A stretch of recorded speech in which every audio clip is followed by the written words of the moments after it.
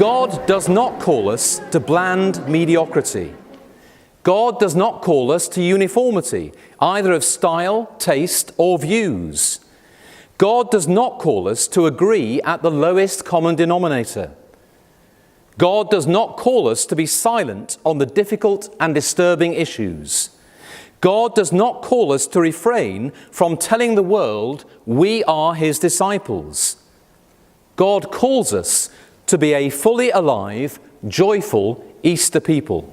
Well, it was an interesting meeting of Synod this morning because we were looking at two very different but very important issues. We discussed again, as we had to do, the matter of the ordination of women to the episcopate, and over 90% of people in the Synod today voted in favour of the proposals that they were given. So that's good news. Of course, we have to now look forward and pray for what will happen in General Synod in York and even beyond that. Again, the debate on the Women Bishops legislation that all dioceses have had to consider before the General Synod in July. We had a good debate. I felt that it was balanced. I, for one, am very pleased that the vote was taken and the legislation passed by our Synod with such an overwhelming majority. And then we were looking at the finance of the diocese, and there are some really big, difficult decisions for us to take as we move forward. I've been very careful to avoid the one word which I think many of you would have expected to hear. I've never mentioned once the word cuts.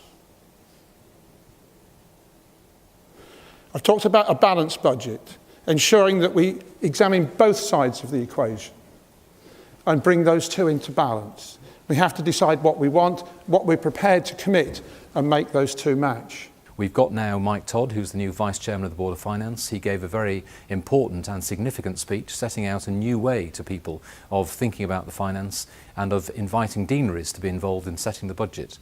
I think I felt from the sense of Synod that they were really intrigued and taken with that suggestion, so I think we're in for a very exciting year. Our budget for 2015 is going to be a real challenge to put together. We've had a number of years of gradually increasing deficits on our operating budget, and this year alone is going to be about £750,000. We have to find ways of working towards a budget which is realistic, stable and affordable. And by bringing the deaneries much more into the process of developing the budget, I hope to ensure that there is greater understanding and greater commitment to bridging that gap and building a balanced budget for the future. We are alive. We are people. We are extraordinary. And it is our relationships and the quality of them that will transform what we do. And we are transformed by the new life in Christ.